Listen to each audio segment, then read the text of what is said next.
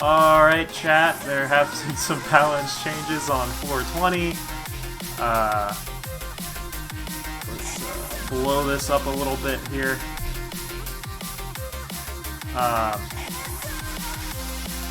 Special mid-month balance patch update tomorrow with an iTorch draft. I am extremely proud of them for not releasing this 2 days before a tournament.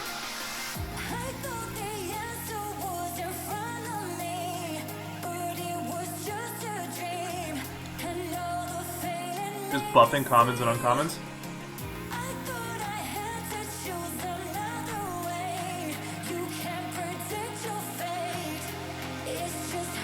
Empire of Blast.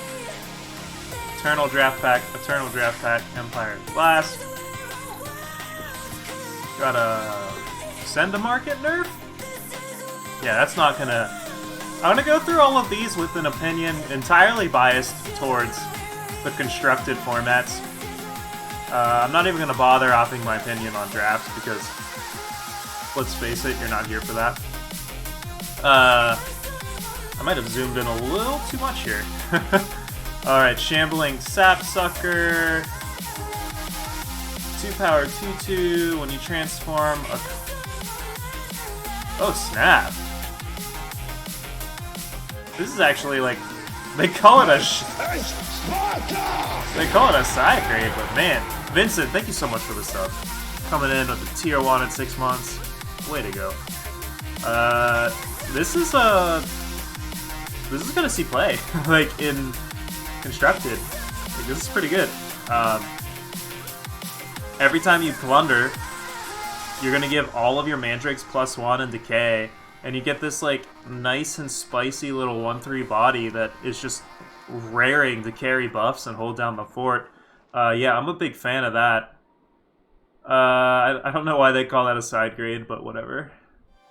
Arms race. Your units get +1, each unit in your market gets +2. Now units in your market get +3. This is another card that's interesting. If you have a rock or like Molder Musk in your market, or anything like that, Wretched Rats, Reappropriator, this is a thing. Like, this is real. I like this a lot. You can see this combo with stuff like Mightweaver and Silk. So this could actually be constructed playable. I don't know how viable it is because it's just like a one-off, but 2-power +3 is nothing to turn our noses up at. Stakeout now costs 1. Alright. I've been playing this in the past in markets with Rum. So this will be a nice buff for my decks that did that. And, you know, you'll be able to spend 1 less power on popping some board. Bring into focus is Amplify 2 now. Interesting. This basically turns it into... there's a card that already does this at 4 cost. But this has the added upside of, like, drawing more power potentially instead. Whereas the other one has, like, Onslaught and you put the power directly into play. I know these are draft changes, but this is kind of neat. I don't really know how much this changes. I guess most likely what's going to happen is you're just going to hit a slightly better Bring into Focus off your Speaking Circles, which is, you know, just fine. This is a 3/2 now. This card definitely needed some love. A lot of these Fate cards honestly needed some love. Most of them were like pretty mediocre on their own or like really overcosted. So being a 3/2 might make this a little more reasonable. It's not going to die to just like every ping effect in the world, which is great. Overcharger costs 1. This will help for any clear the way strategies. Also for just some nice easy pump that you can throw down at in like a Sentinel aggro list, which is nice. From the Heavens being 8 cost, this is actually pretty big. This is going to make the card playable more so in like more ramp-based strategies or decks looking to go super long. This also means that World Pyre decks in Expedition are now basically able to guarantee a From the Heavens on turn 5. it's assuming they draw it. Because sometimes it was a little sketchy to get 9 influence in a format with like trash power. But getting 8 should be just fine. Root Reaper is a 2/3. I've played this card before in decks, like Mind Link decks and whatnot, so any small buff is great. I guess it doesn't bat a Blazing Salvo now and blocks more things.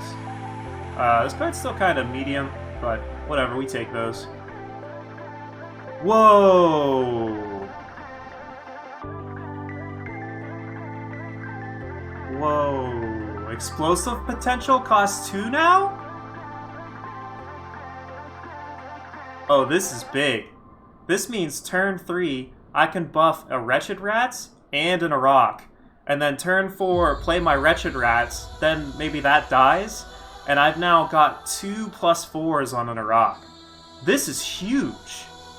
Like, I've already been happy with Explosive Potential as a 3-drop. Holy crap. Wow.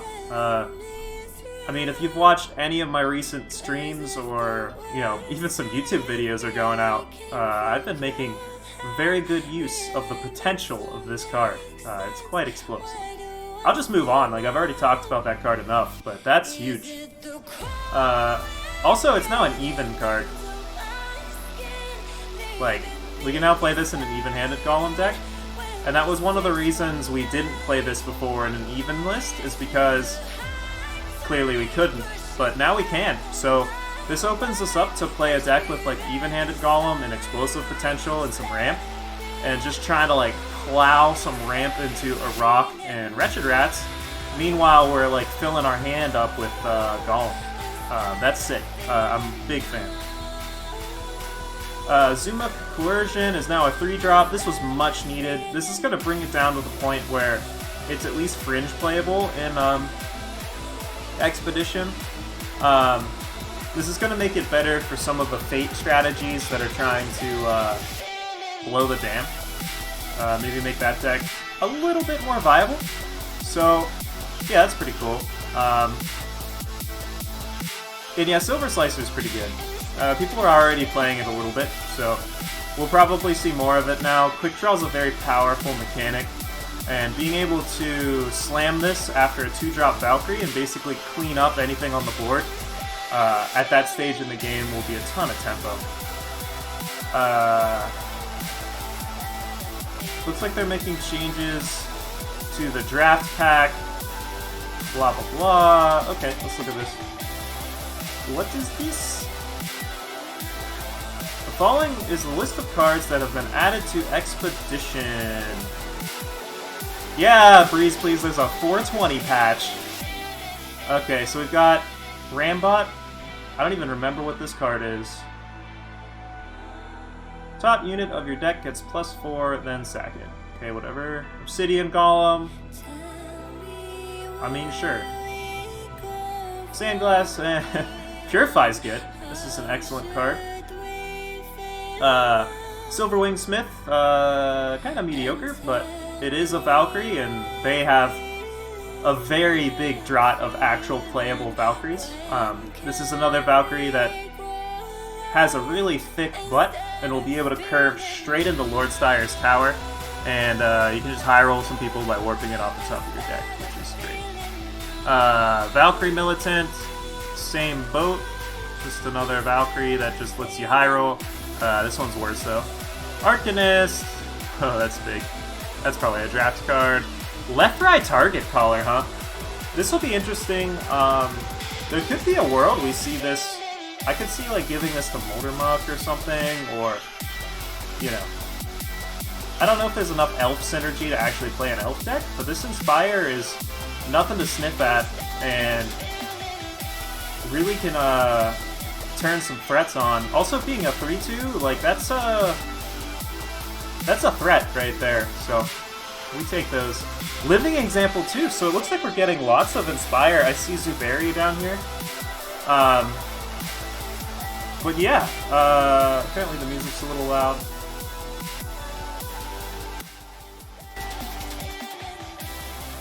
Turn the music down.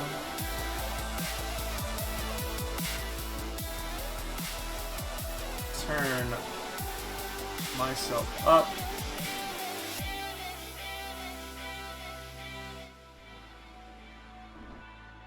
Okay, living example, inspire.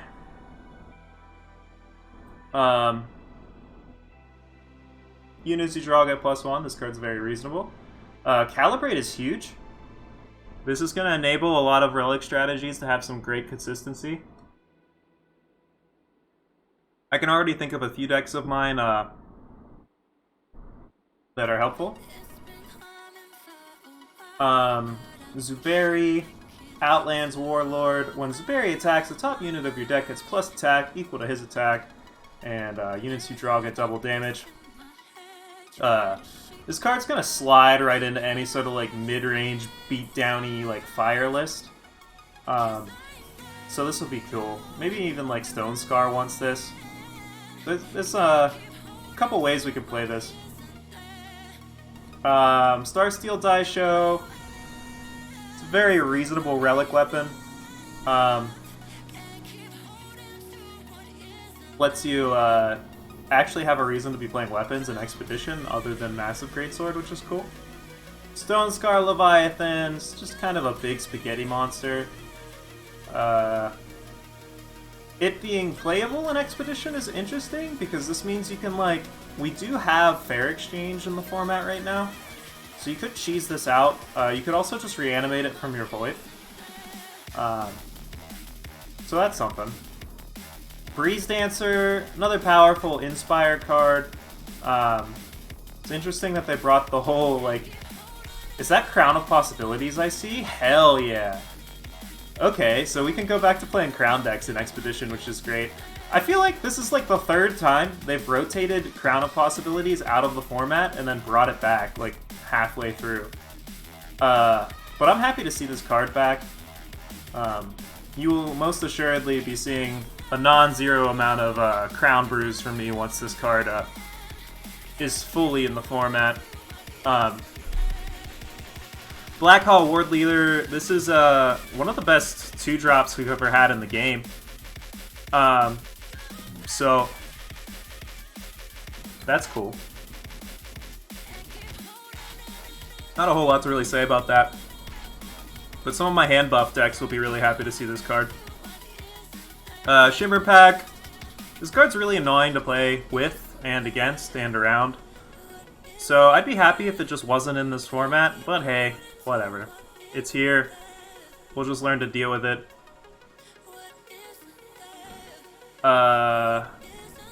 Valkyrie Justicar. Choose a card with cost 4 or more in the enemy hand. They can't play cards with that name while you have Valkyrie Justicar. Or Justiciar. Justiciar. Whatever. This is a real card.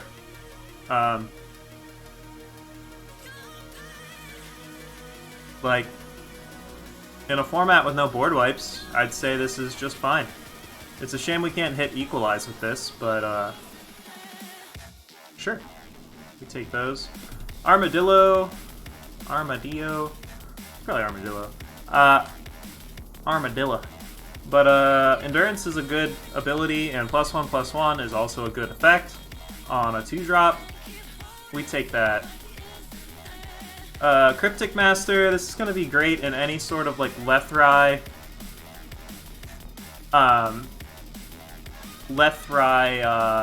Courtier decks, any sort of, like, you know, Relic Sacrifice list is going to be happy to have this. Clear the Way decks will be happy to have this. So, that's pretty pog champ for that. This is clearly not Cryptic Master, this is Frontier Bard. This card is bad.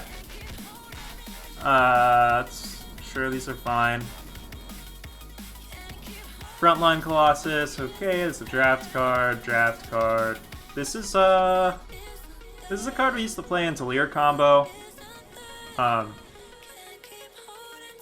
feel like if you're trying to give things charge, you just play Inferno Den. But I could see a deck with, like, Moonstone Vanguard that doesn't mind having this. but maybe not. Roll its intervention. We've got plenty of Valkyries in the format, so I'm sure they're happy to have a 1-mana counterspell.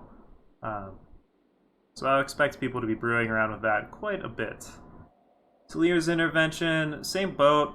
There are a non-zero amount of Sentinel lists, and being able to silence an enemy unit for 1 power and also like dodge removal with a Sentinel is pretty great. Another fun thing you can do with this, if you're playing the X-drop Sentinel, you can use Talir's intervention to like pull it back after combat and recast it or something, and power it up even more.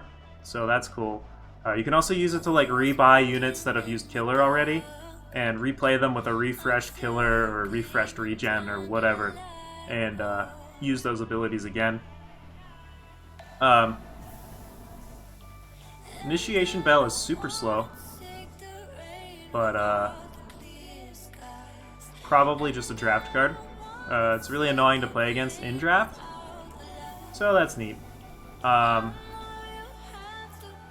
Legal promo cards, I'm assuming these are all just the same.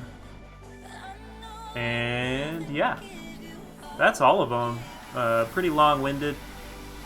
Hopefully the first part wasn't completely inaudible, but we're good to go here.